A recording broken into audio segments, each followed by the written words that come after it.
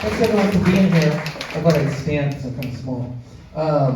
So I'm going to do two things at once. First of all, I'm going to introduce the kind of concept of this panel, then I'll do a bit of talk about the Alternative Arts School. First of all, thanks everyone for being here. You know, we did, not that long ago, we did a panel as part of the school about institutional crisis. We talked about all the closings of art schools. I'm sure you've all experienced that to some degree or another. And we were talking about the kind of condition of higher ed. And at that time, what kind of shocked me, I don't know if anybody else was there, what shocked me was strangely how few allies art schools had in the room. There was a lot of frustrations with them, but there wasn't a lot of people standing up for what a loss it was. It really hurt me because I actually studied with you, Greg, and I got a lot out of School of Arts in Chicago. And I also, a lot of my friends teach at these schools, and I have friends that go there. But we live in a moment where a lot of the infrastructures of the arts are really under a lot of duress. I think we know that. From a variety of forces, funding, also, you know, the expectations of students are different, what people want to pay, certainly student debt's a problem. But I just want to say that kind of, this is the different panel, this is the alternatives panel, which is, I've always been a fan of not just critiquing contemporary culture, but building the one you want to live in. Easier said than done. And, you know, and I'm really happy to be with builders. Every one of you builds. And, you know, nothing, you know, I've always been, I had a friend, my friend Abby Satinsky said to me one time, we came from a program at the SAIC called Arts Administration, which is not as fancy as curating, you know what I mean? And they go, what do you major in? Arts Administration. But I gotta tell you something. There's something really important about administrators. Yes, it's boring, but you know what? At the end of the day, somebody's gotta answer those damn emails. Somebody's actually gotta get stuff done in this world. And it struck me over time because I kind of get stuff done and I also think critically about the world. But the tools of thinking critically about the world are not the same as getting things done in the world. I know this because I try and get stuff done with academics. Joking. But like, that is to say, you know, like showing up on time, knowing how to balance a budget, knowing how to actually like tuck in the corners when things are being bad. Like, those are not critique. You get what I'm saying? You know, like actually having to make compromises because the opening's coming. I worked at a place called Creative Time. We got big projects up, but it wasn't because we just glorified things. It's because we had sweat in the game and we stayed up late at night and we got stuff done. You get what I'm saying? So when I say I'm really happy about these alternatives, because it takes work. It takes work to make alternatives. And it takes work to get an alternative world done. And you know, you find strange allies in this life when you critique the institutions that are there and you find certain people that are president, your allies in destroying them. You know what I'm saying? Like, that is to say, burning the infrastructures of the world down has got strange allies at this time. So we need to build a different world. So that's what this panel's about, building a different world. I want to say a few other things too. So, you know, the school there, the Alternative Arts School that I started in 2020 kind of came out of a really silly thing, which was, back when I was working, I was a curator in my previous life at a place called Creative Time and at Mass MoCA. And I grew up, basically, at first I couldn't even believe I was in the art system. I thought it was all bourgeois and critical, and then I got into it. I was like, oh, things are possible here. We can do things. But you know, at first I was very simple, and I thought there was a good team, the nonprofits, and I thought there was a bad team called the commercial world. Do you know anybody under this illusion? I always say that because I remember going to galas, writing grants, you know this stuff, kissing the ring with people with money, and that's called the good team, nonprofits. And the bad team sold stuff. You know this world? And at some point I was like, I'm so tired of this nonprofit game. All the kissing ass, all the like making it seem like foundations know what's going on. It drove me nuts. So by that time I was done with curating, and I was like, after curating you go become a museum director. And I was like, oh my God, like it's like you work your whole life with artists just to go kiss a ton of ass. You know what I mean? Like you're like, you gotta graduate into like a life of laughing at jokes that you don't even like until eventually you brainwash yourself into liking the jokes. So it's a lot of dinner and laughing at jokes you don't like. So I was like, I don't want that life. I want to like go build alternative institutions. So I only say that because I started an NFT company. Don't make fun of me. But I was interested in like an alternative economy was the idea. You know, the fact that like Bitcoin and crypto, I know, it's all creepy. But I did like the idea that artists could gain the power of money. You know, money makes the world go round. That's powerful. And if you own it, it didn't work out for different reasons. But that was the dream. And then I started the Alternative Arts School. But the Alternative Arts School was, you know, just because you're done with nonprofits doesn't make you know how to raise money. That's what I learned. But I did believe, for instance, not that I'm comparing it, but there's a day and age. There was a guy, Ian Mackay, from a thing called Discord Records, DC Hardcore, who always said to me, we had him speak at the Creative Time Summit, he said, I never trust free things, because I know someone's footing the bill somewhere, and I'd rather look them in the eye. That's what he said. And I was like that. And so they always believed in like selling records cheap, and you knew where it was, you knew where the money went, and it was called a culture supporting each other financially. You get what I'm saying? We all chip in. So whichever art school wanted, I wanted to have something that was like a co-op. Everyone chips in. So we did that. When we started, it was the beginning of the pandemic. Everyone's online. Oh, I'm on Zoom rooms. Hey friends, I miss you. But we started a school, and I was really trying to find a way where we could actually support each other with resources. We're 6 years old. I'll show you the website real quick. It's a labor of love. This is it now. And we offer, it's more of a co-op model in so much as you pay $25 a month. Not to sell you, I'm not selling. But just to say, $25 a month to be a member, which is crazy considering how much art schools cost. You know what I mean? And I've learned something in running this school, which is artists, don't bear with me, I love artists my whole life. But I also find artists kind of full of weird ironies, which is, the one thing artists desperately need is community, but it's the thing they will not pay for. They will pay for all kinds of stuff. If you go drinking with them, they'll pay for beer all night long. But they don't want to cough up $20 for a community. I'm always saying that. So we taught classes. If you offer a class, they'll pay for a class. They'll pay for this. So we had famous artists, Trevor Paglin or Rick Terminese or Jeremy Dollar, teach at the school, and people were in classes with them. It was really cool. But what happened over time was, it was kind of like, we weren't building a community, we were basically building rooms where people studied famous artists, which is cool. It was cool. We had awesome teachers, Guadalupe Maravilla, all kinds of stuff. It was really exciting. Rex Beatty Collective. But the cost was really prohibitive, and the teachers were expensive. So at some point, we decided to change the model where everybody chipped in, and the way we worked is you get everything. It's more of a YMCA for the globe. You get what I'm saying? So that's what we're working on now. So you get like professional development classes. You actually have crit groups. You actually have artists that share with you. We have artists from around the world. Money from the global north subsidizes artists from the global south. This is kind of the model. But one thing, I'll check my time. But the one thing I realized that's really powerful about this, and something that really stuck with me, is when we opened the school, to your book, Dark Matter, Greg, which really affected me, was that the school, when we opened it, the artists that came in were in their late 30s, 40s, and 50s, and about 84% female. And then I talked to some art friends who teach, and they say, well, that's what art schools look like. Not that age, but gender area, that women are predominantly artists. And most of the women at the school had studied at art school, and then had to get a job, and then either had kids or took care of family or friends or sick people, or life took care of them, you know what I mean? And they finally took care of that, and they came back to school. And I was like, oh my God, this is not the exception to the rule. This demographic is the rule, that art historically has been made by people who cannot just study art. They actually have to live a life. They take, all their energy isn't just art, it's taking care of people, getting through life, fixing a flat tire, you know what I mean? Precarity. That's actually the dominant way art has been made historically. But art history just writes about the exceptions. But what I found at school was we were with the rule. The rule is art's predominantly made squished in the middle of life. Does that make sense? Does that change the way we understand art? It's not for galleries or museums. Art makes life meaningful under the duress of the conditions of living.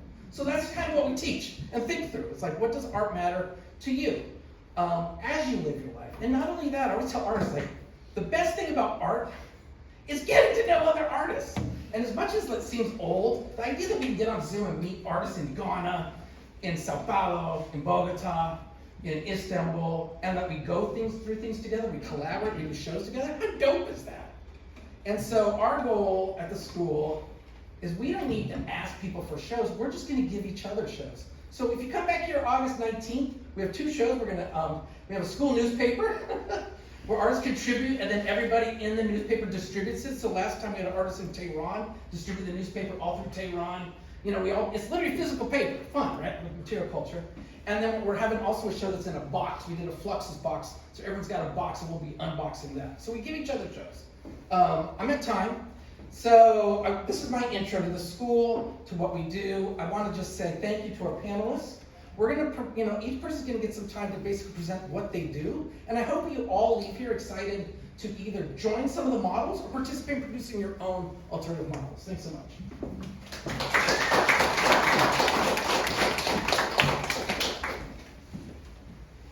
Thank you. It's great to be here. My name is Caroline Woolard, and I'm going to talk about pollinator. I think I'll stand too. So, you want the cursor? Yes. I'll get it down. Okay. So I think we have around 12 minutes. I love being punctual, so I'm timing myself. And I hope to get a sense of who's here, share a little bit about who is behind Pollinator, talk about 3 lessons we've learned over the last year, and then share where we're headed. Pollinator deepens connections between peers in real-time gatherings. We do that right now through a video interface online, and soon we'll do it in person.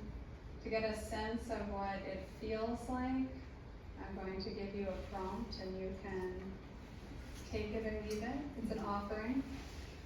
I'm asking you to take a moment to sense the power of someone who made or makes your presence here right now possible.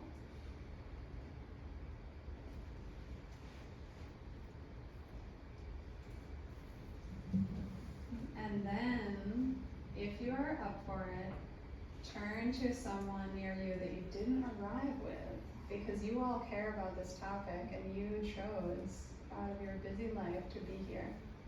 And talk to them just for, it'll be like 2 minutes, you just need to say hello. If you really don't want to do this, go to the bathroom. Okay, go, we're gonna pollinate this room. You chose to be here for a reason. You can also be like, I need to be with myself. Enjoy, say hi.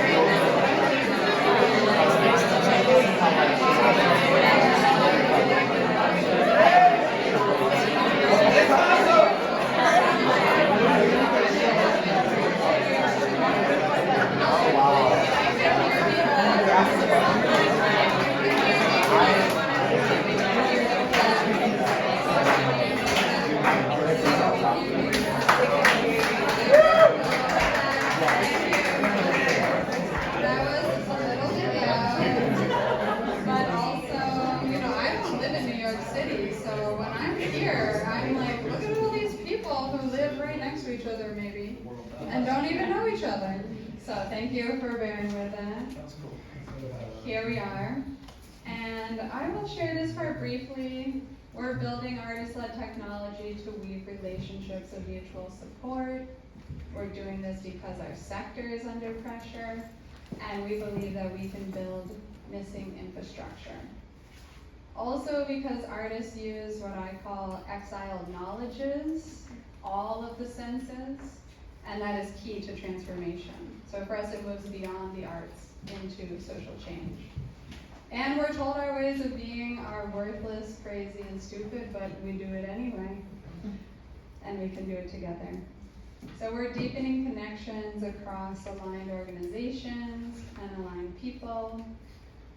For those of you who are interested, the way it works is people come in through aligned organizations, or people who go through, let's say, the laundromat project. Everyone who comes in can invite 5 friends. So I know some people have done it who are here. Now we have over 400 organizations, everything from Newing to queer metalsmiths. There are many collectives that are in that list. And you are matched with an aligned peer group around many factors that I'm happy to talk to you all about, including affinity, creative discipline, the reason you're joining, and your geography.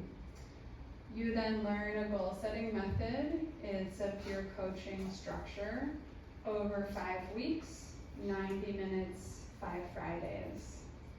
And you make connections.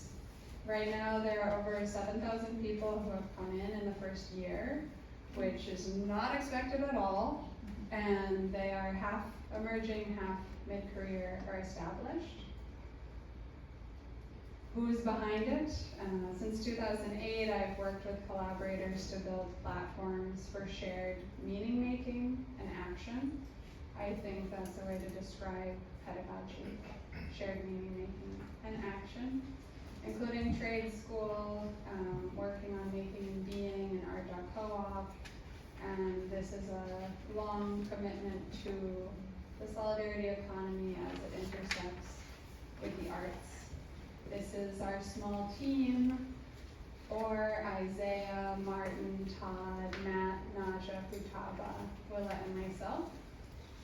And we want to change the practices and systems of domination that shape people's lives.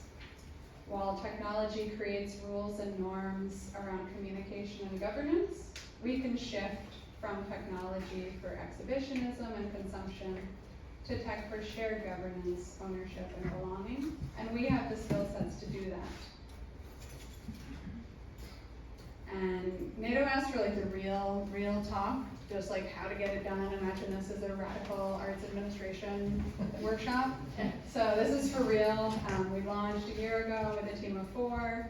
We built a technology platform. We brought on 120 organizations. This is based on 15 years of relationships. That's how it's possible. And then we almost closed in December of 2025 because we had imagined being a co-op business where the sending institutions, all those organizations, would pay to send their alums. And they couldn't because of the political climate and also that not being their first priority, that they need to focus on programs more than, say, their alumni experience. And we did it anyway. We were like, let's just keep going. So we rebuilt the whole platform based on feedback from participants, raised money, ran the program for a second time just now in May, and now we have around 420 organizations and up to 7,000 people, and that's how we were able to hire 4 additional people.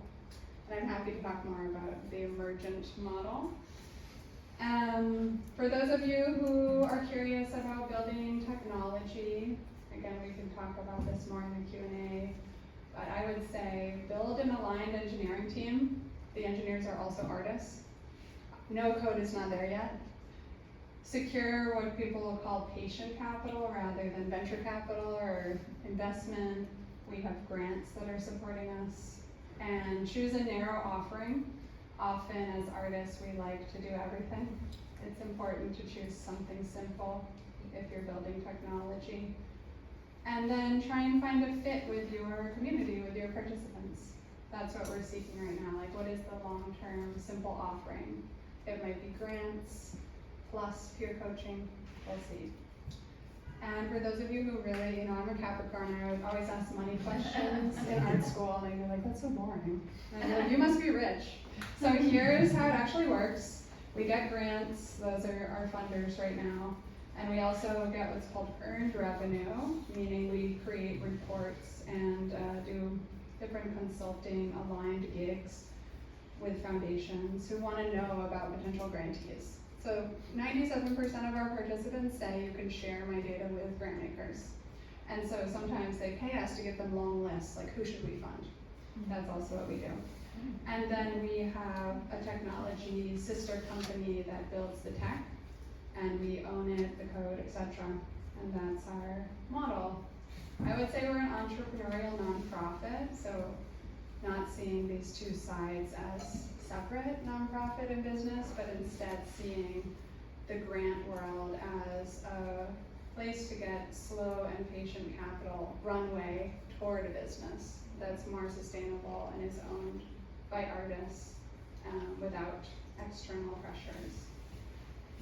My dear friend Orr was the ops and culture person, but they were also the engineer building the whole thing. So now they're focused on engineering, and we're just now hiring someone to do ops and internal culture. There's Isaiah, Najan, Futaba, Martin, myself, and the new hire in terms of how we work. And today we have limited resources. In the future, we hope to be more of a worker co-op with a consumer co-op, meaning that the participants help shape the structure of our offerings. And I know I'm almost at time, so I'll just say briefly, we believe that a network of aligned peers can support each other. And in our assessment, we wanted to ask if we consider our community very carefully in terms of who we invite in and match peers, can we schedule them and use a custom video platform with an offering that includes prompts for repair to essentially organize people at scale without facilitators? Like, can we hold ourselves? And 92% of our people are teachers and facilitators and mediators. And we had very few cases of mediation. So the answer is yes, we can build a stronger cultural ecosystem together. The scheduling was our main issue. We tried to do a custom doodle disaster. So we're not doing that anymore, just Fridays. You gotta show up on Fridays, you can save the date. And then I gave you lots of stats that we can talk about, but Capricorn, I like to really look at how we're doing. And people who send their alums then see who was connected with whom. Like, people who read the book Making and Being came on the platform. They were connected with all these other alums. The tech is working pretty well.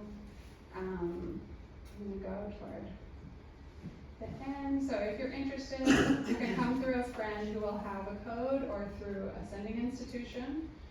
And in terms of where we're headed, I'm not gonna do too much of this, but I wanna say, for those of you who are not aware of the intersecting work of the cooperative movement and art philanthropy, we are in a place where finally the two worlds, their staff and the relationships, are more and more connected. So there's a way that we could build infrastructure that supports both the cooperative economy and the arts. And that's really what we're thinking about. It's called the Just Transition, if you're interested, where we want solutions that are visionary and oppositional. We can do both. And in that, we need a technical commons where people can have an R&D lab for the nonprofit or social sector. And you can just imagine, some of you might have heard of the Guaranteed Income Pilot. It was $125 million that went to New Yorkers. What if 1% of that had gone to technology that we all owned and could still use for mutual aid purposes?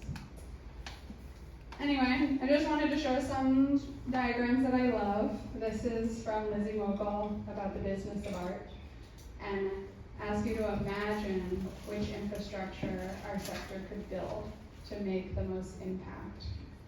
Should it be something like a directory of artist-run spaces? Should it be a way to connect cohorts so that you can meet all of the 7,000 people? Should it be a way to move money? We're hopefully gonna do this, things like it, regranting. Should it be a way to look at the spaces that we could all connect to? Should it be for events to learn about all the events that are happening that you all are participating in?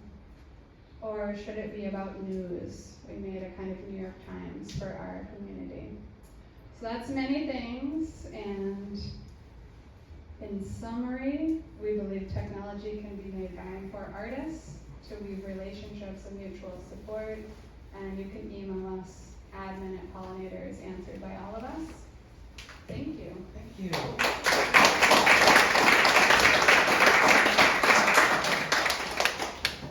Well, that's great. Well, thank you everyone for being here. It's great to be with you. Maria, it's so nice to see you. Caroline, and Frank. We talked about a lot of things already. A lot of stuff's come fast. And you started off talking about the crisis in education. I want to just reel back to that for a minute, because that was happening like even before we got into the present federal and sort of situation we're in. Let's call it federal for the moment, so we don't have to talk about somebody. There was already a crisis in the public sector of education, really big time. And I've been working in the public sector for a long time, at the City University of New York, which has like thousands, actually tens of thousands of students, and like 20-some different institutions. Sorry, I don't have the exact numbers, but someone will correct me if they have it, which is a really huge institution, and yet the financing has been collapsing and collapsing and collapsing, and it's been very difficult. The studio art program that I was hired into at Queens College, which is out in Flushing, now has only 2 full-time faculty in the arts, which is crazy. When I was graduating from a community college in Pennsylvania in 1976, my professor said, you should apply to Queens College. And I was like, I never heard of it. And I looked and it was like fabulous. They had all these teachers and all these art historians. And now it's literally sort of like dying in front of me as I retire. And I am in the process of retiring. Let's see if that still holds up next year. Sorry. Okay, I want to talk about a project that I helped co-create inside CUNY. So that's what's a little different here. But the fact that it's a public institution is really significant and really important. And we were like trying to figure out, how do we run something different within the institution? How do we make the institution actually do what it said it was supposed to do? Because once upon a time it was free, completely free. And sometime in the 1970s they started to charge tuition, and that's just gone up and up and up. Yeah, it's not as much tuition as Columbia University, sure. But for a working class person, like I come from a working class background, I'm the first one to go to college in my family. $20,000, $40,000, that's a lot of money. $100,000 to someone who has like a little bit more financial help, it's not so much. So it's a lot. People will tell me in our school, oh, you know, we're not charging as much as Columbia. But that's not the question. We need to help provide support for the students. It should be free. Okay, so let me give you a quick thing for Social Practice CUNY, SB CUNY. Chloe Bass, an artist, my colleague too at Queens College. It's me and some students. She's in the show. And she's in this exhibition, that's right. Okay, COVID is also a factor here, right? Crisis is already happening in higher ed, especially in the public sector. And then you had COVID, which was like, oh my God, how are you going to come out of this? All of a sudden, we're all learning technology that we never knew existed or whatever. So I wrote this piece for Hyperallergic Reimagining Higher Education through Socially Engaged Art. And I said, things are never going to go back to the way they were. There's no such thing as a normal up ahead. One of the reasons my new book's called The Radical Unpresent, because things are not normal, and they will not be again. I wrote this, we were talking about the idea of people at the City University getting together and crossing the very big divides between the various sectors of the cultural sphere. I'm not even going to call it art, because we go beyond just what we would call art. And Chloe came up with this brilliant idea of, look, why don't we have a fellowship program? We give money to faculty across different institutions. We'll do it at the master's level and above, just to kind of contain it a bit. And we'll also give it to students, and we'll bring them together in a cohort. They'll meet, they'll take classes with you, with me, and then we'll be creating a community. Well, we did it. That's exactly what we did. But we did it with the help of the Mellon Foundation. And I think that's the other piece here. The Mellon Foundation has been supporting not-for-profit, in fact, it's a not-for-profit group, supporting public sector education for years while it's been in crisis and continues to do so. In fact, the reason I was late was because I had to go to a function at the Mellon Foundation real quick before I came. Okay, real quick, SP Community Social, the SP Community Social Practice Community Educational Network amplifies the collective power of socially engaged artists, scholars, and advocates throughout the city, University of New York's rich tapestry of faculty, staff, and students working for social justice. And it's basically a graduate center. So we moved from Queens College all the way out in Queens, and we moved it to the Graduate Center, which is a much more central location. It's right near the Empire State Building. Basically, our theory of educational transformation fosters structures for diverse creative leaders. And that was a very important part of our project, was build leadership of a diverse type within the arts community. Because if we actually look at the numbers, we find that many people graduating MFAs, there are many women, that's for absolutely sure, many people of color, but there are not that many in positions of authority, positions of power, positions of leadership. It's changing slowly. So our idea was, let's bootstrap that. And then it really was about social justice as well within the cultural landscape. So all of this magically came about because the Mellon Foundation funded us. It wasn't enormous amounts of money. I would talk to my science colleagues at school. I actually work in the science program. I said retired today. My chair is a specialist in meteorites, which I think is great. But the science people will talk about millions of dollars when they're getting grants for it. Yeah? We got, $600,000 for over a few years. It was good. Very good. We did a lot with it. We built a website, which we're busy now archiving because the project's closing down and will be done by the end of next year. And in it, you can find projects. It's still online. You can find events that we have. We had one yesterday in South Bronx, which was absolutely fantastic. Street performances. Every year we have a cohort of students. These are students and faculty that we give money to. We gave money. So cool, giving money away, especially in an institution that used to be free. And it's like, this is actually how the institution could function if you just made the effort. Right? We wrote a book. Actually, before we started SB CUNY, we were Social Practice Queens. A little convoluted, I won't get into it. But Art and Social Action, I should have brought a copy for the bookshelf here. I will get you one, Frank. And we did seminars, and I had people like Suzanne Lacey come and give talks. Here we are in the Queens Flushing, outside the museum. Out in Weeksville Cultural Center. In the South Bronx, more recently, groups of students. And so we really moved around. We used the city as a kind of educational platform, not just the institution itself or the classrooms. In fact, the classrooms are pretty grisly at the Graduate Center. If you've been in them, there are almost no windows. We also had a connection with the group which has started a project called Art and Social Action, which is the name of the book, in Dublin, Ireland, where they're actually creating a social practice program.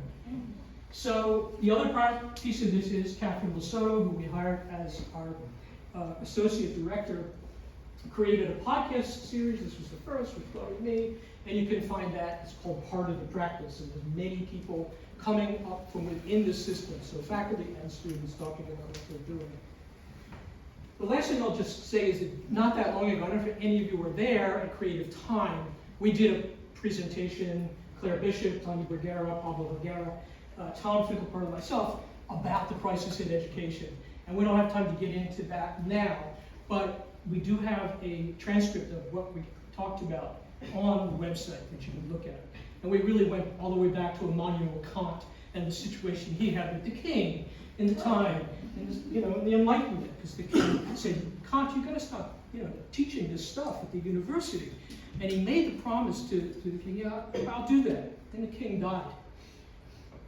And then he started, talking about all kinds of philosophical ideas that would overturn a lot of what we think about. The question I guess I will leave you with is, do we have time for the death of the king? We did do a lot of outreach and created all kinds of community connections. This is Caroline, just to, not to be outdone by your wonderful graphics, but and then We do a lot of social activity in the South Bronx, getting together, having dinners.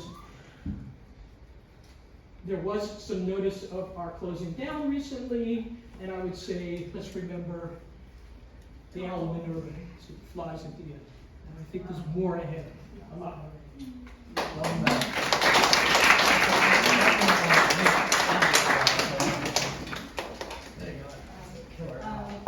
Thank you, Greg.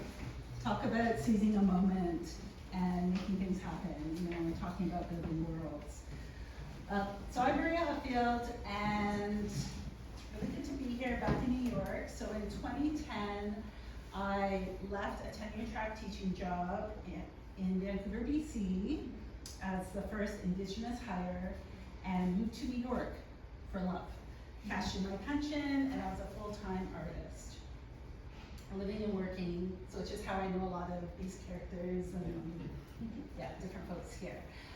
And then in 2019, I took a tenure-track job in Toronto, at the University of Toronto, and returned back to Canada. So these are two very different moments in time. A lot happened in those 9 years. I Don't Know More, Standing Rock. In Canada, they had the calls to action, truth and reconciliation. Institutions were taking up and writing in legal acknowledgements of treaties. And so my position comes out of that moment where, you know, again, we're at a very different time. Some of these hires feel precarious. So at a time of very economic instability in a lot of cases, major institutions like the University of Toronto, they're not going anywhere. They've got lots of money. We're the small little visual art program. I'm cross-appointed with drama and English. And we're this little weirdo program, and we get to do what we want. So I'm gonna share with you some of the things I've been up to since I've returned back. This image here, Always Creating Energy, is a callback to a performance I did, one of the first performances I did when I moved to New York for an exhibition on triangles. And let me tell you, as an artist who's native, it was so liberating to be in a show about triangles. And I did this whole performance where it was a painting show by Melissa Steiger. And all I did was hold the triangles in different configurations, and I was surrounded by other paintings. So I returned to that performance, and these photos come out of that because I'm trying to remember the performance, right, in these images. And the titles came from the catalog. So now that I'm back in academia and looking at, well, what is this research that has been part of my practice? What do I need? What do we need in the world? What is my touch points? I've been looking at connecting a lot of the scholarly research of Indigenous academics with visual art. You know, it seems obvious to me that the work of Joanne Archibald around Indigenous story work would be applied to my work, but yet it doesn't happen. And so what we're seeing here, these are some of her principles around story work, because she believes storytelling is work. And that when you look at a culture that's not based in the authority of the written word, we're looking at a cultures, we're looking at people that talk about oral traditions, so embodying knowledge, carrying knowledge, that we are libraries. Right? So it changes how we look at the world. And so some of these early principles about respect, responsibility, reciprocity seem very obvious, but those are really coming out of a place of love. It's principles I also apply in my practice, and in the classroom. And then other ideas around reverence and holism, that we're not just looking at bringing your mind and your body into a gallery. As artists, we know we also bring our emotions. And then the other part of that is our spirit, like our wellness and who we are. And then these last two elements, because she's looking at story work and thinking about storytelling and oral tradition, this idea of interrelatedness and synergy. I think of that as an artist who is also a storyteller and working with an audience when I'm creating performances.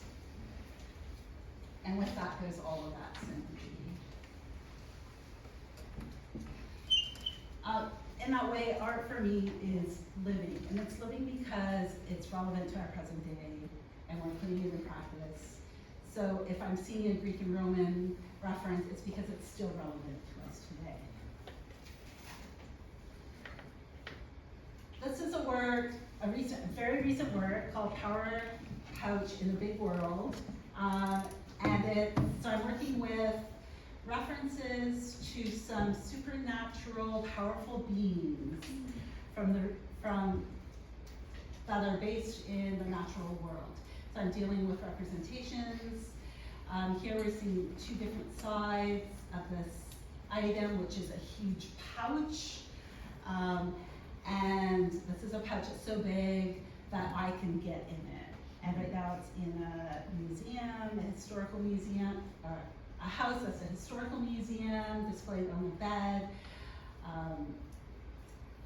So I'm really excited about this image.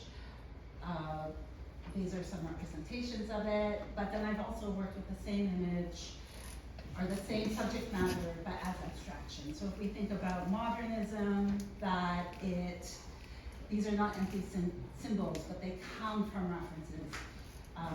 Thunderbird being in the sky world, underwater panther being in the water. So really powerful beings where the abstractions of those are images of spirals, diamonds, triangles, back to the triangle. And then the two materials I often use are industrial felt. So I'm working sculpturally with it. And then also something we see today, but when I started working with it 25 years ago, we didn't see these two jingles, or the jingle count. So working with fiber, industrial felt, and then also hive is yellow for visibility, it's a great contrast. And then a lot of the research that I'm doing and then bringing into the class is very hands-on. So when I was artist in residence with the City of Toronto doing work on the river, in order to understand a river, you have to be in it or on it. So here I'm walking upstream against the current. And if you want to know the formation of a river, the history of it, go walk in it. It's work I wasn't doing alone. I was working with a grad student who also did research on the Don Valley River. So I was able to be safe, because if you don't know, like, water is life, it will also kill you, and in your hip waders, it will take you down. Other things I've been doing would be creating publications. So there's a big void in a lot of the research that I need to share with my students. So breaking protocols, publication of Indigenous performance artists, and just a simple book that I want it when you pick it up. I'm not defining what Indigenous performance is. I just want it to be something where you pick it up and you're like, this is not what I thought. This is amazing. And you can just return to it.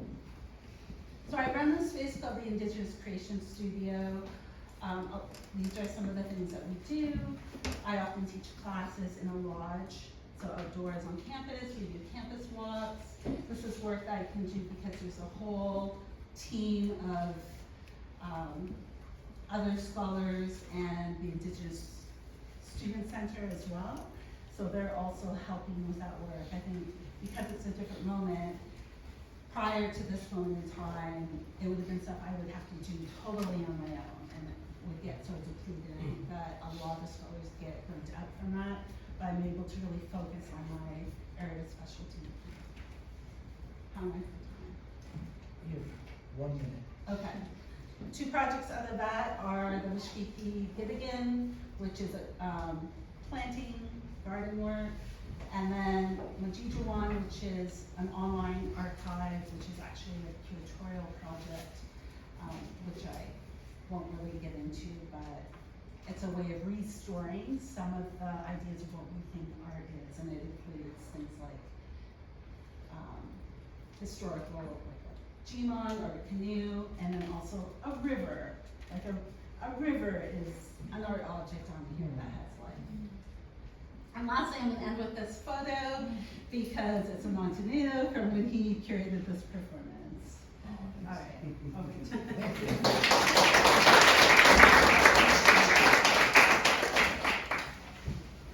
Hello everyone, I'm Miguel Braceli, director and founding artist of Escuela. And I'm very happy to be here with great reference that I've been learning from time ago, from art, social practices, and entrepreneurship, curated education, and so on, and many of them also very much mixed.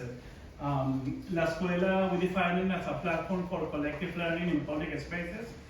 It's born in the context of an institutional crisis, but also in the crisis of COVID, like similar many other projects, but also it's tied to my personal story, which also comes from a particular crisis, which is basically the socio-political crisis of Venezuela. I studied architecture at the Central University of Venezuela, and I felt that it was totally dissociated from reality, that we're doing projects, rendering, that it was impossible to build. So I wanted to do the other way around, to go with projects that we were able with the students to build by our own, with materials that we can find, purchase, borrow, and build, and also not only embracing reality through the materiality, also through the people and families. So we took out of the classroom, out of the room, and went to real places. And these projects began within the campus, and then we're presented to different families. In this case, we are in a favela, that's the way you call it in Brazil, barrios in Venezuela, self-constructed area. So it was a very interesting place because the same nature of these places were people building their homes. In this case, they were students building their own structures for their homes. So everyone picked one of their pieces, and then they were installed in their houses. And for me, it was an interesting experience because also it gave the opportunity to the students to learn from real life experience, and at the same time to contribute from these places and these families. So for me, it was a natural exchange between these two contexts and how to approach university and communities to learn together. It was very interesting because normally in architecture you end the presentation with drawings on the walls in the university, but basically we end this with a huge celebration with peers and families within their own residency with a real structure, and also evaluating the structure through their clients. So this idea about working from real life in public spaces or with real communities stayed to me, and I started also to inform my own practice. And this is basically my own work beyond teaching. And it was one of the first time I was working as an architect, but then that happened to be that it was hard. The project was a Biblioteca Abierta, free library, and it was also in the context of a national strike of public universities in Venezuela. It was against the government, the lack of resources, and the invitation was for faculty, students, and people to bring books and the contribution and the research to the heart of the university. And then this project, of course, had a lot of sense in Venezuela, so we started to replicate this in different places of public spaces in Venezuela. And people were leaving the country, so many big libraries, important libraries from people or big families, started to left behind, so we collect them and we place it in public spaces. And also in Venezuela, public space, it is extremely unsecure. So programming the public space with this activation, it was also a way to be together again in public space. So that's why my own practice as an architect, it was transforming to art and learning the possibilities of ephemeral projects, social projects, and the way that we can be together in public space. And finally, in later projects, I started to mix both, the teaching practice with my own practice as an artist, and that's what I got interested in this idea about education at art. How this project can be an art project, but at the same time a learning experience for everyone who is part of that, in a very different way, and also contributing to that learning experience at the same time to the artistic experience together. So in this case, it was we are in Mexico. It was a festival with Siemens Stiftung, and I'm bringing this because later It is the same institution that I co-founded La Escuela with. And the proposal was to create a horizontal monument. And you have like the vertical one, the horizontal one with a different materiality. And I like this image because also you not only see the vertical against the horizontal, you can see the vertical one with one male figure around the other one with a crowd of people, like an assembly of people with the horizontal one. And the idea was to create a discussion. And many people bring their own ideas and their own suggestions about how we can relate with the monuments now that we are in a different materiality, now that it is displayed horizontally. So it was a class to discuss a brutalist architecture, many subject matters that you can discuss in a classroom, but in this case it was like through a bodily experience. And the monument was transformed into an assembly to decide its destiny, and we decided that we can move it into a park. So that's what we did. And then you can see this monument like around the city, which also created its own particular like theme and politics.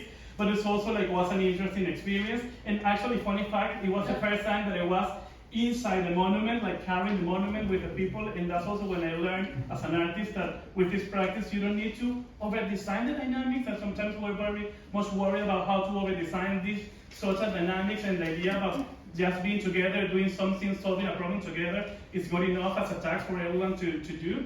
But going back to this as like a learning project, like for me the most important learning experience is like when we moved this into a park, like these kids that of course they were not part of the students, they jump into the monument, and then you can see that basically the monument they start to fall because it was not designed to that. So for me like the big lesson was that once we moved the monument to the park, then the monument became a playground. So it's kind of like it opened a huge discussion about site and place, and not only about the form, disposition, materiality, and other logics. And what I'm interested in learning in public space is that I truly believe that it's a knowledge that goes beyond the knowledge of the professor and the student. It's something that goes like so more beyond, and it's kind of like a surprise for everyone. And I like this conversation, and I think that's where like real experimentation can happen, especially within this type of projects. So somehow within this background and context, that led me to La Escuela, but in this case, as you can see, I studied architecture in a very big public state university, free university, crisis university in Venezuela, and then I came here to the US with a scholarship to work, to study in a very small elitist art school in the US. And for me it was very impressive because it was also the first time that I was studying art. And for me what's more impressive is like how art school replicate the art dynamics, the institutional world, the art system, the art market, the museums, instead of being like real spaces for experimentation with their own logics, their own system, where like the outside worlds kind of like replicate the things that are happening in the university. And that happened especially during COVID. I'm kind of like one of these alumni from 2020 that we didn't have a grad show. And for me it was even more surprising to see all these students suing the universities because of the possibility to have like a grad show. So that kind of like confirmed the obsession of the student for the whiteboards. Of course it was a consequence of like the university selling the possibility or the fantasy or the simulation of the whiteboards as an opportunity when it was not. And also like, it was interesting, like the impossibility of the students to think in a different type of artwork that challenged the whiteboards. So basically, the Naked School, it was my reflection through this journey. And the Naked School, it was also a proposal, it was not just criticism. And the Naked School, it was the metaphor of a building with walls to learn from the reality that surrounds the institutions and be connected with that institution. And of course, in a naked school with no walls, you cannot hang like pieces on the wall. So that was another like a specific proposal. And then that was a proposal that I shared with Simon Stephen that I had worked before with a very similar project, in this case of an artist. And that's how La Escuela born as an art project. La Escuela is a platform that works like digitally, but we have like partners and with institutions, universities, and communities to work on these projects in public spaces. I realized that I put the Spanish version that is fully bilingual, so you can see all the context also in English. And I like this website because it summarizes the whole structure. We have like this campus with like different type of programs, like auditorium, our online lectures. Library is basically like editorial content, aulas, a classroom. It's like this project that happened in public spaces with institutions, communities, and students, and residencies and residencies. And the community is all the people who work in La Escuela, and we understand our faculty, everyone who contributes with La Escuela, with a lecture, with a text, with a paper. So basically, La Escuela is a huge network, and it's also like a project that related, going back to the naked school in that essay, I was starting to do research about like different artist-run spaces, and also about art education in Latin America, and that also was connected with some particular crisis. For example, Ciudad Abierta in Chile, it was tied or connected with the dictatorship of Pinochet by that time. So I started to do kind of like understand the legacy of like artist-run spaces in Latin America, and wanted to do like basically a platform to create editorial content research, and also bring like contemporary artists doing similar projects today. This is a project that we did with Laura Anderson Parvata, actually in Ciudad Abierta, in these aulas, these classrooms, like working in public space.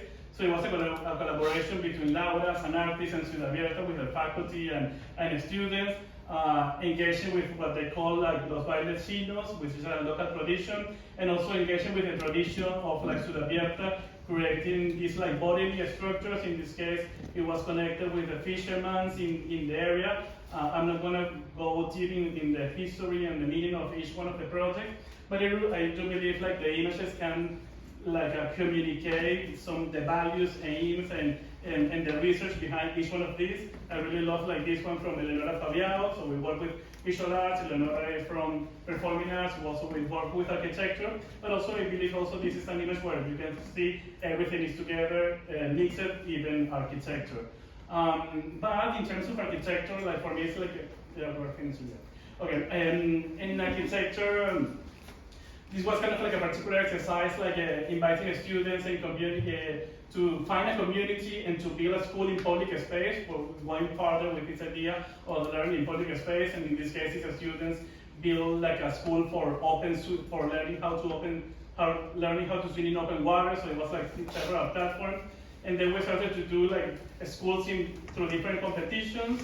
And more projects and more projects and more projects that I'm not going to explain. But also, yeah, I will say that the invitation for me is like to visit the website, because like it's a very interesting for me, like a resource about these networks that are expressed in that cloud, often that exhibition that we had at MoMA PS1. Just to finalize, this was like a recent project, and it was interesting because it was the first time that we were invited to go into the white box of the gallery space, and the proposal for me was the horizontal chalkboard. Then it became as a platform for different artists, teaching artists, to intervene the chalkboard and use this literally as a platform to speculate about art and education. And that ended up in a very bodily, or it's implicated, of course, like the body in every of like this condition especially, and ended up in a salsa class that for me is a good statement about how all these community-based practice, social practice, salsa class are also like learning and education. Thank you. And on.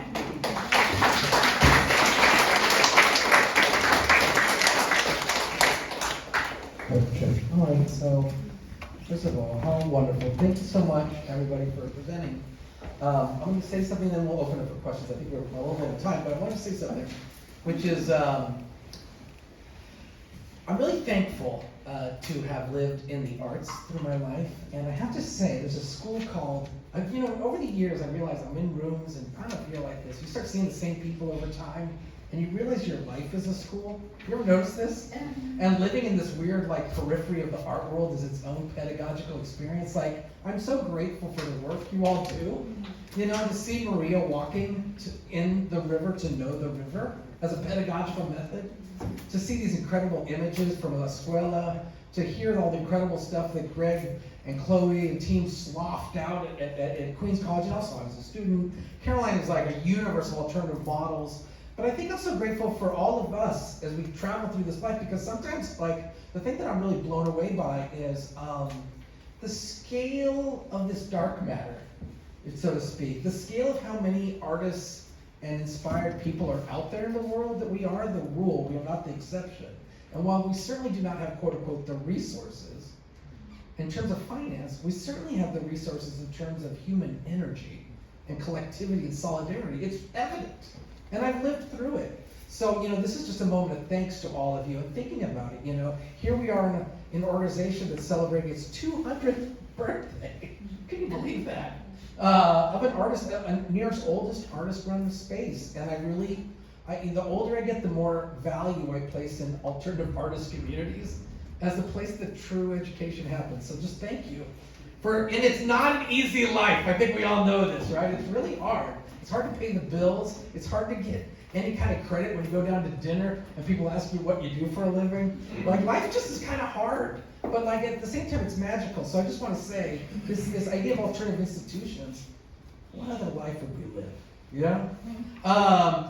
If anybody has any questions for our esteemed panelists, please join in. Frank, are you the one that runs around, or how do we do that?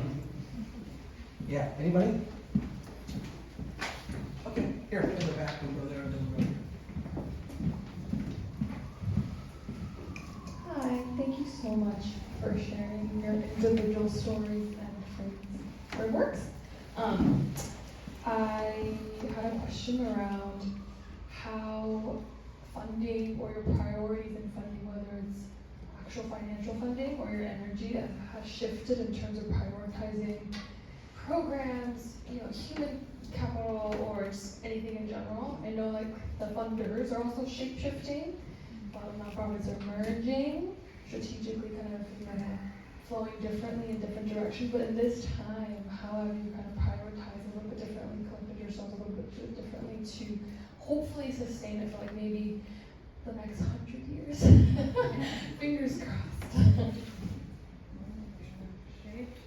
Okay, yes, they are definitely shape-shifting. The funding landscape is absolutely shape-shifting.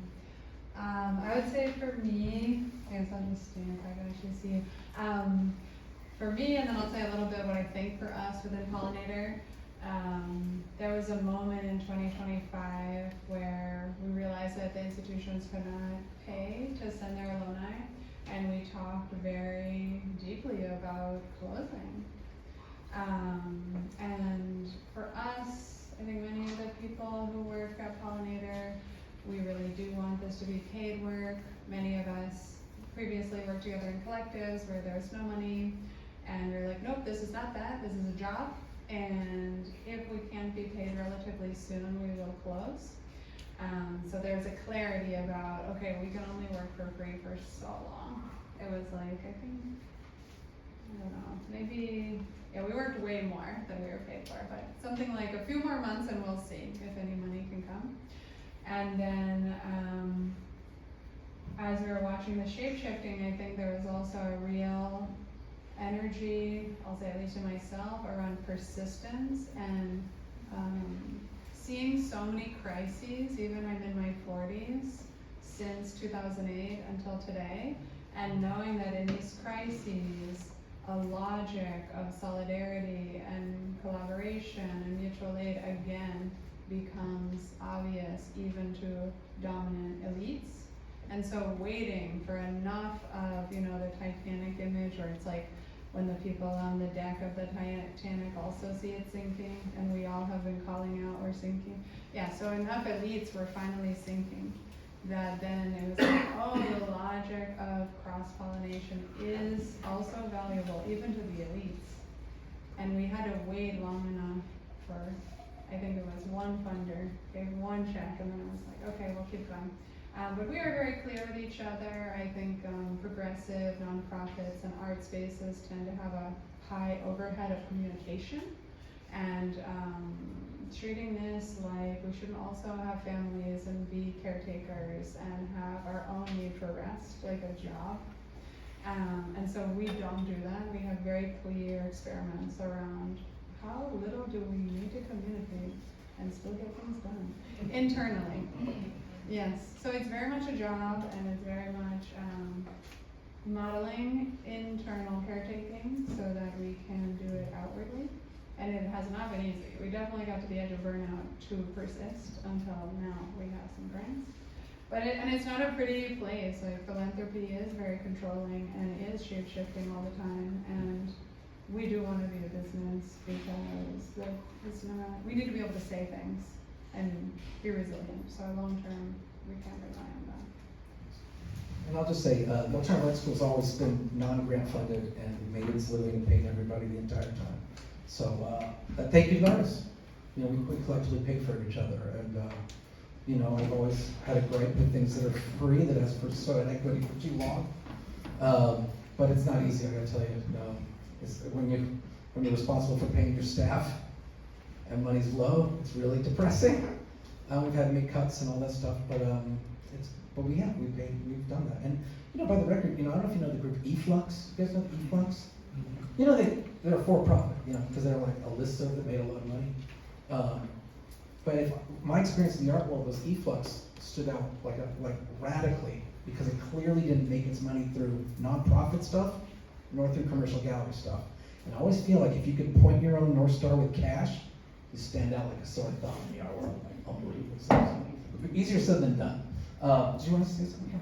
I was just remembering because you were reflecting on the long history that I think I spoke to you briefly in 2001 during the World Trade Organization protests about reclaiming the streets in Chicago, and then I've been researching Greg's work going back to the 80s and known Caroline since the 2000s, and I see you as being just so ambitious in terms of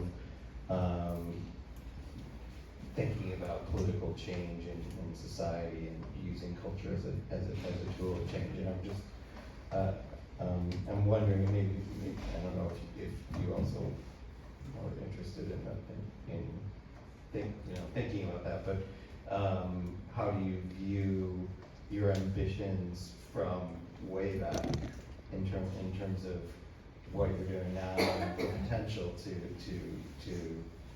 you know, to transform our situation of crisis now, you know, given where we are. And I hope it's not off topic, You came out of a crisis. That was a crisis. Yeah, it's interesting because when you see the presentation, it looks like it is a linear path. But I was not doing any of this, thinking that what will be leading me ahead to.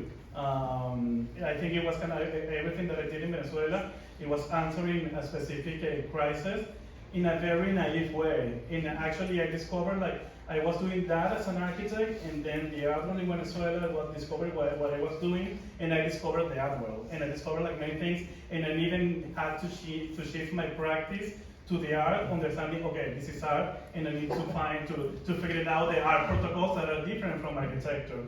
So I think like in terms of ambition and purpose, everything has been kind of like shifting, but it was shifted by the context and by the crisis itself. Because La Escuela, as a project that derivated from the Naked School, as an essay, as a reflection, it would have not happened with this experience studying in the US, but at the same time with a particular context of COVID that enhanced that crisis or put in black and white the issues of that system. So I think like everything was shifted through this crisis more than ambition or goals. I think those are projects that, and basically I believe that the success of these projects that came out of the needs. So, and that's what I make it like a still happening and with purpose. And probably at some point you will need different crises or contexts to keep this project alive, to still have like meaning and purpose, and to be answered some particular context. Not even crisis, I would say context. I just want to add that, like, when I think about education, like institutions, like from where educational systems have always, like, school has always been a source of stability for me personally in my life. But in the broader scheme of things, in my community, throughout history, institutions are a point of crisis and have been historically for many people. And so that question isn't so new, and I think one of the things for me, the biggest lesson that I take away is the fact that institutions are not, even though the structure can be violent, hostile, that it can adapt and it can move, and we can, Greg, you're evidence of that, what we can see that's possible when we're actually finding ways through it. And so for myself, as someone who's back in an institution, it's a part of my life, but it doesn't define me so much. It's not like I'm fully like, I'm an artist, this is how I work, and also I can, the work I do in the institute, at the university is all work that I feel I would do anyway I could do it anyway from my studio.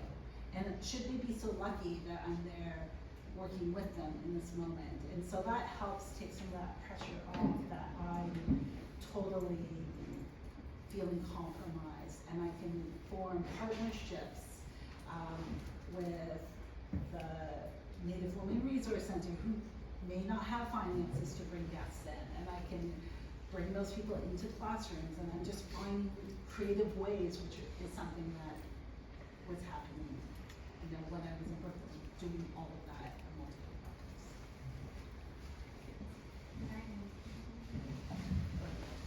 I think, I really like this question. I think the ambition has not changed.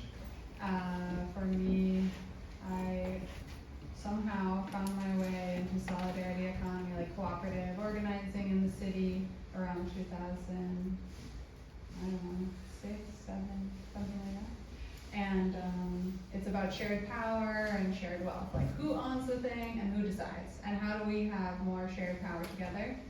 And even though this moment is very dire, and it really is, we do have now, I've watched almost 20 years of organizing in the cooperative movement and the solidarity economy movement, mutual aid, which is far more organized and locally rooted, even with some DSA organizing, than it was in 2008.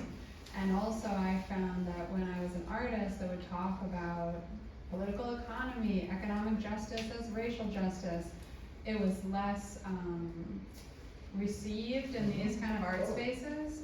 And now we have fellowships that are for artists who are organizing in the cooperative movement, like Creative Wildfire. So I would say if you're curious about this, like shared power, shared wealth, what does it mean beyond an arts collective? How could this apply on a neighborhood level? There's an organization called the New Economy Coalition. You can get jobs in there. There's a lot of, so I think the ambition stayed the same, but more artists are outwardly vocal about their organizing work, when maybe, when I was coming up at least, it felt separate or less outspoken. I'll just briefly say something too, because it's an important question to me. I'm a very different person than when we first talked, and my ambition definitely has changed. I was very protest driven. I went through a lot of, and I was really, I think when I came to New York from Mass MoCA, when we started with Creative Time, my dream was to bring a critical left language to the arts. And in some ways, to Carolyn's point, a lot of that has infiltrated into a lot of stuff. I mean, there's a lot of public engagement, there's a lot of movement, and conversations that were not even possible. It was always like, is that art? It was like the dominant conversation. Now people understand social justice, equity. I think the weird thing about today is you have to hold two truths simultaneously in your head. You have to be like, conversation has really evolved. There's so much more openness to different kinds of disciplinary practices. There's more awareness around gender, sexuality, identity, indigeneity. There's more awareness. The conversation's elevated. It's more connected. And then you have another truth, which is power is incredibly screwed up right now. That we feel really alienated by the power structures. Wealth inequity is massive. The condition of precarity is very real. Nobody has job security. A lot of people don't have health care. So you got these two things. We got like a really great dialogue, and we got really depressing political realities. But I think that's the world we live in. Do you know what I mean? But I must say, the thing the school taught me that I really is sticking with me profoundly is that art offers more than changing the institutions in New York. It offers a way to live together and to be together. And to me, that's a life. So, you know, I feel like where do we find our progress? Where do we find our value? Because this room, this conversation, wouldn't have happened 20 years ago this way. You know, it's a different conversation today.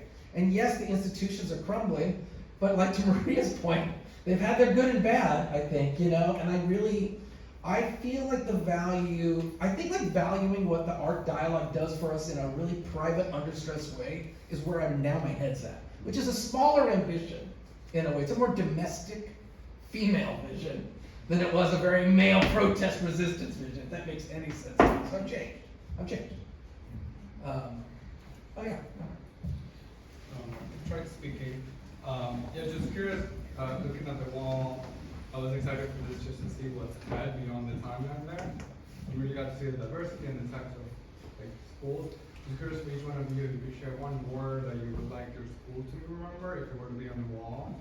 Just one, because I know it can be long, but maybe a sentence. But that's just a problem. Yeah. It's a word. It's a one word that the school will be remembered in the future. Yeah, it's fun. Keyword. Keyword. Like an SEO. Maybe not. There's the You've still Sorry. got I guess like if you look at Black Mountain College, like what comes to mind? Like what Yeah, would it yeah. be for you? For Yeah, your own yeah. school or your own practice, whatever it is. I mean, it can be I want to be there, I am there, I'm not there, whatever. Yeah.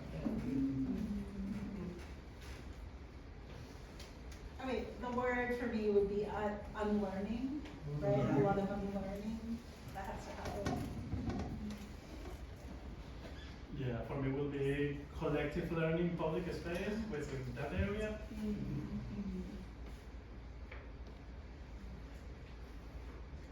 the future. What came to mind is risk, joy. Yeah, I guess to be collective affirmation. Oh yeah, I doubled it. Sorry. Thanks for that question though, or that prompt. Appreciate that. Anyone else before we find one final thought? Okay, buddy. Right there. What's up, y'all? Hey, let's just share those. I want to share something with you. So I created a painting not too long ago before it was going on while the Knicks were. I felt very connected to the Knicks. Now I'm not a Knicks fan. I'm a basketball fan, but I love New York. And I don't know. I don't use the word magic often, but I took it to the parade. Now, if you can imagine what was in my head, and then when I got out there and I had a painting and I was walking through people in reality, but I think that's what's missing. They could see it, they could touch it. It became bigger than me. I didn't know if I was gonna get the painting back. It took a life on its own, and I think we all have that, where all of our talents, whether it be painting or anything. So I don't have a question. I just want to say that I commend you, and this is your post. This is your assignment. I always talk about that our jobs, our mission is inside of those, right? It's to keep us responsible, keep it a little even. You know, paycheck involved, you might stay on it, but then it's that thing.